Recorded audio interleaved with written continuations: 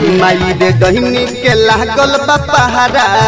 डरे निकली ना घरवा से बहारा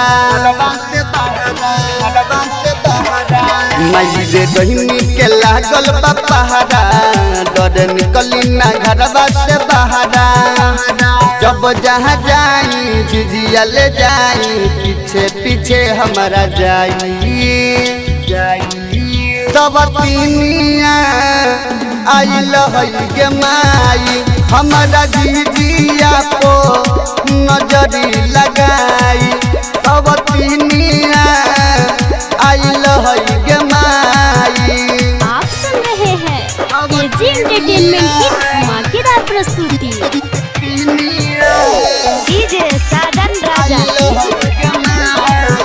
mix by AG recording studio. ओकरा कत बाबूरबा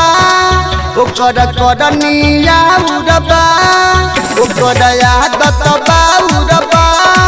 ओकर करनिया उरबा केतना गोरा के खैल सरे अपना भतरा के ची बैल सरे मारे जादू तो ना चुप चुप के कोना लागे कि हमके मुआई सब तीनिया आइल है गे माई हमारा झिझिया को नजरी लगाई सब तीनिया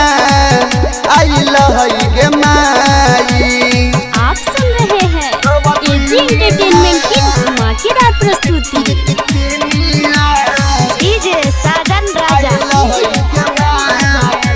mix by AG recording studio. कबो गाजर लगावेले किसमें गाजर लगावेले कबो गाजर लगावेले किसमें गाजर लगावेले 10 दिन ले रहे बेचैन रे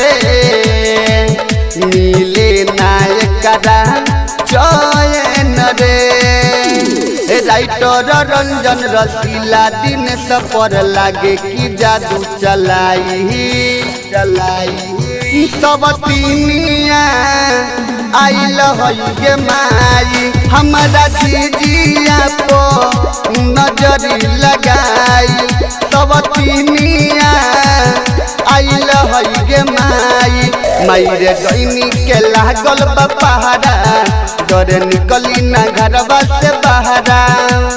जब जहाँ जाई झिझिया ले जाई पीछे पीछे हमारा जाई सब तीनिया आइल है गे माई हमारा झिझिया को नजरी लगाई सब तीनिया आइल है गे माई। स्टूडियो रोशनपुर सपहा।